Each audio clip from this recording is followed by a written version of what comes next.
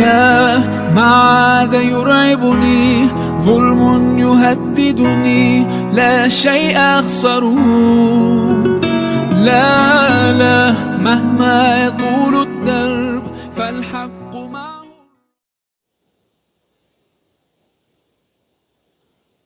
Assalamualaikum warahmatullahi wabarakatuh.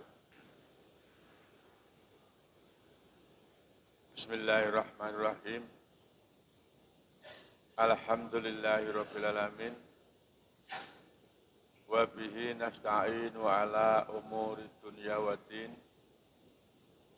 Wassalatu wassalamu ala asyrafil anbiya'i wal mursalin wa ala alihi wa sahbihi wa man tabi'ahu ila yaumiddin. Amma ba'du ya ayyuhal hadirun ittaqullah wa'lamu annallaha yuhibbul muttaqin. Jamaah maghrib rahimakumullah, alhamdulillah kita bersyukur kepada Allah Subhanahu wa taala setelah kita rehat 1 bulan penuh, kita fokuskan untuk melaksanakan kegiatan di bulan suci Ramadan, sehingga kajian Rabu malam Kamis harus diliburkan. Dan alhamdulillah pada malam hari kita bisa mulai kembali untuk kajian Rabu malam Kamis. Dan mudah-mudahan setiap kita melaksanakan kegiatan di dalam kehidupan dunia ini betul-betul kita niati semata-mata beribadah kepada Allah Subhanahu wa taala, selama itu adalah merupakan bagian dari amalan-amalan sholihah. Jamaah maghrib rahimahullah, pada malam hari ini saya ingin membawa satu tema. Mungkin ini satu tema yang biasa-biasa saja. Ya, soal sholat itu sudah biasa kita kerjakan. Tetapi mari kita cocokkan sholat kita, apakah kira-kira sudah memenuhi kriteria sholat yang baik, sehingga nanti akan bisa menyelamatkan kita di dalam kehidupan akhirat. Oleh sebab itu, saya ingin membawakan satu tema, yaitu perbaikilah sholatmu agar selamat di akhirat nanti. Dan jamaah maghrib rahimahullah, sebelum kita masuk pada itu, mari kita lihat beberapa ayat dan hadis yang menunjukkan kepada kita adanya perintah sholat.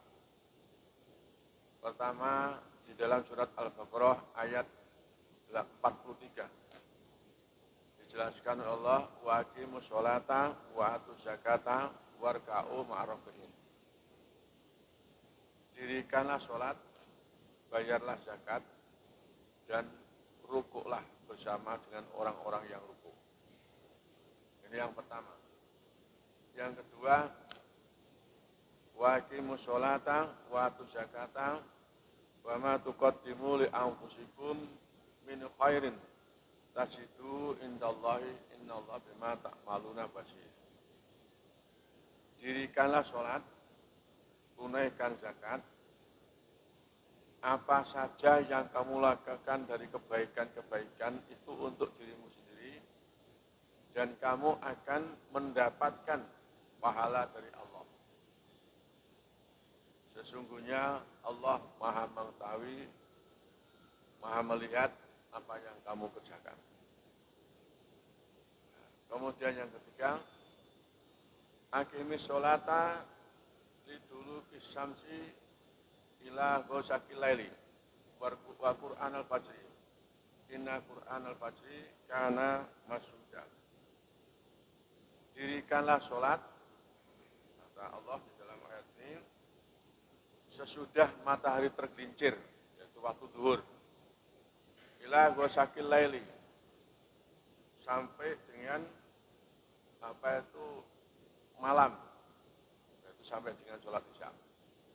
Wa Qur'an al-fajri, dan laksanakan sholat subuh. Nah, jadi pas 5 waktu. Inna Qur'an al-fajri kana masuda. Sesungguhnya sholat subuh itu disaksikan oleh para malaikat. Kemudian yang berikut, dalam surat Hud ayat 114 Allah menyatakan wa aqimis sholata tarafain nahari wa zulafan minal lail innal hasanati yudhibna sayyi'at dzalika dzikra lidzakirin. Dan dirikanlah sholat tarafail nahari wa zulafa minal lail, yaitu di kedua tepi siang dan malam. Innal hasanati yudhibna syai'at, sesungguhnya kebaikan, amal kebaikan itu akan bisa menghapus amal keburukan. Inna dzalika dzikra lidzakirin, itu semuanya telah merupakan peringatan bagi orang-orang yang ingat. Kemudian yang berikut, wa'mur ahlaka bisolati wastabir 'alaiha. La nas'aluka rizqan nahnu narzuquka wal akibatu littaqwa. Perintahlah keluargamu untuk mendirikan sholat. Wastabir 'alaiha, dan bersabarlah dalam melaksanakan itu. La nas'aluka rizqan, kami tidak meminta rezeki darimu. Nahnu narzuquk, kami yang memberikan rezeki kamu. Jadi Allah memberikan pernyataan, kami tidak meminta rezeki dari kamu, tetapi kami yang akan memberikan rezeki kepada kamu. Wal akibatu littaqwa, dan akibat itu bagi orang yang bertakwa.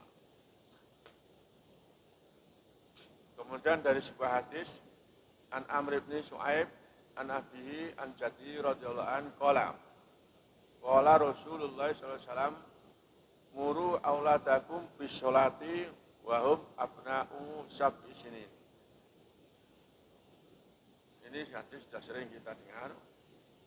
Perintahlah anak-anakmu untuk mendirikan sholat, ya, untuk melaksanakan sholat pada saat umur 7 tahun. Wadribum 'alaiha, dan pukullah mereka apabila meninggalkan sholat. Wahum abna'u asrin, pada saat mereka sudah berumur 10 tahun. Wa fariqu bainahum bil madhaji, dan pisahkan di antara mereka dari tempat tidurnya. Jadi sudah umur 10 tahun harus dikeloni, harus dipisah. Apalagi kalau dua jenis, ini perintah Rasul. Jadi kita diperintah oleh Rasulullah untuk mulai mendidik anak untuk mendirikan sholat sejak umur 7 tahun. Ya, diajak ke masjid. Jadi kita ini tidak melarang untuk bapak ibu membawa anak-anak umur 7 tahun ke masjid. Nah, bahkan kurang dari itu silakan. Tetapi tolong didampingi. Jangan dibiarkan lihat. Sehingga mengganggu kekhusyuan sholat yang ada di masjid itu. Kemudian wadribuhum 'alaiha, dan ini disuruh paksa. Jadi istilahnya bahasanya pukullah mereka apabila meninggalkan sholat. Wahum abna'u asrin, pada saat dia sudah berumur 10 tahun. Nah, jadi sudah umur 10 tahun harus dipaksa. Apalagi kalau anak putri kadang-kadang umur 10 tahun sudah balik, sudah mulai datang bulan. Nah, biasanya kelas 5, kelas 6 itu sudah balik. Karena itu harus harus betul-betul memerintahnya secara keras, dipaksa. Demikian juga puasa. Nah ini ayat-ayat dan hadis tentang perintah sholat. Kemudian Allah juga merintah Nabi Musa untuk mendirikan sholat. Wa nahtartuka fastami' lima yuha innani anallah la ilaha illa ana fa'budni wa aqimi sholat li dzikri. Sholat surat Toha ayat 13 sampai 14. Saya dari Allah mengatakan, aku memilih kamu, maka dengarkanlah apa yang telah diwahyukan kepadamu. Innani anallah, sesungguhnya aku ini Allah. La ilaha illa ana, tidak ada Tuhan, tidak ada sesembahan kecuali aku. Tidak ada ilah, tidak ada sembahan kecuali aku. Wa aqimus sholat, dan dirikan sholat, li dzikri, untuk mengingat aku. Jadi sholat ini juga diperintahkan pada saat Nabi Musa. Jamaah maghrib rahimahullah,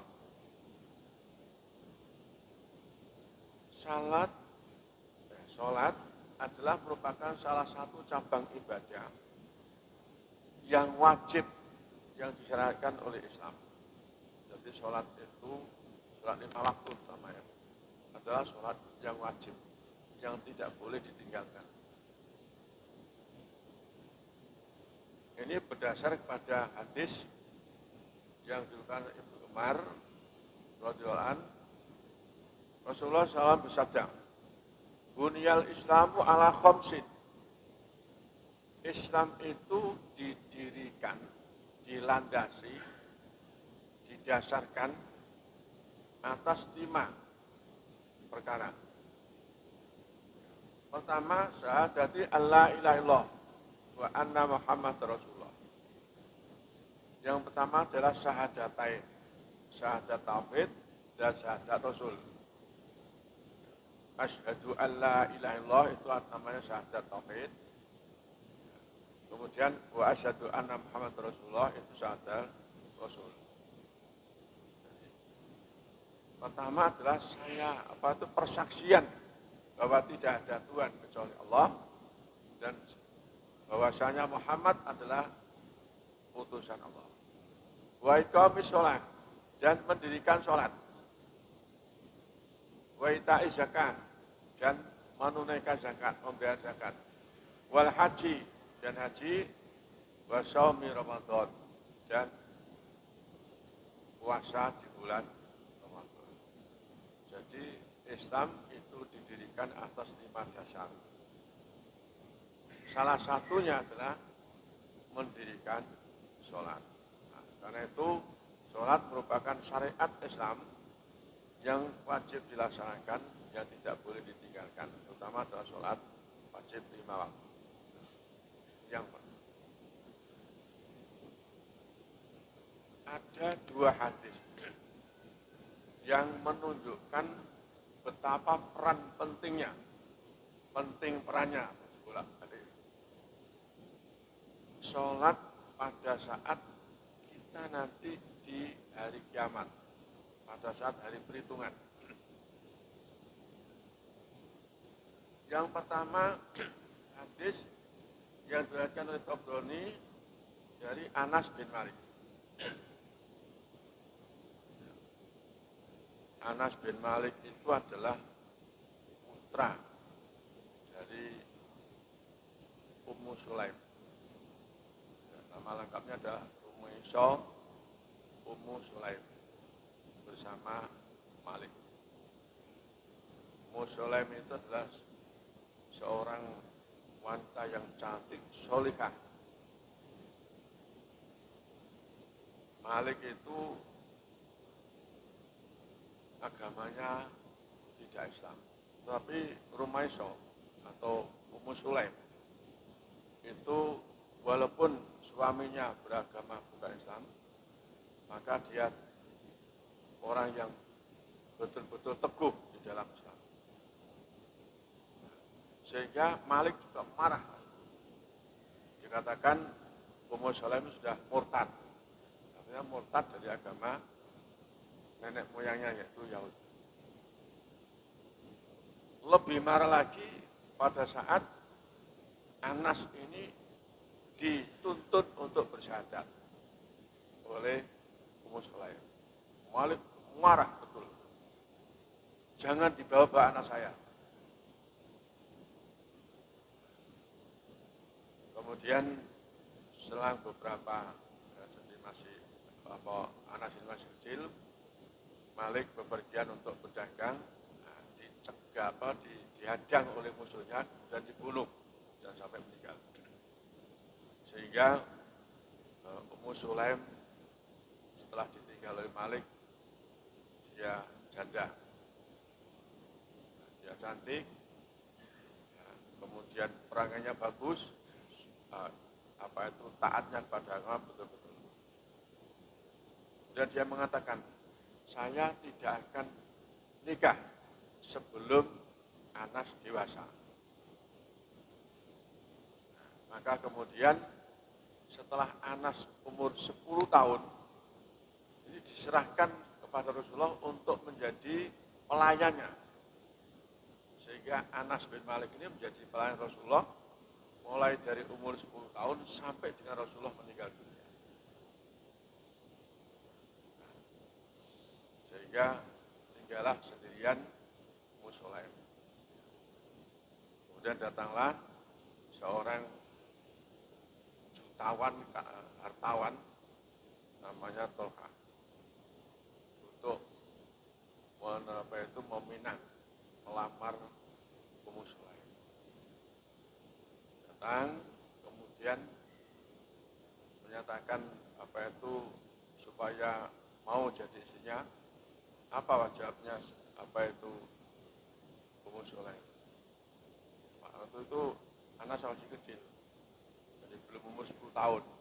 Kemudian Ummu Sulaim mengatakan, saya tidak akan kawin sebelum Anas dewasa. Maka kembalilah. Padahal dia sudah bawa emas kawin yang besar, mahal-mahal dari perhiasan. Kemudian kembalilah Tolha. Setelah umur 10 tahun, Anas diserahkan seperti yang saya ceritakan tadi, datang kembali Tolha.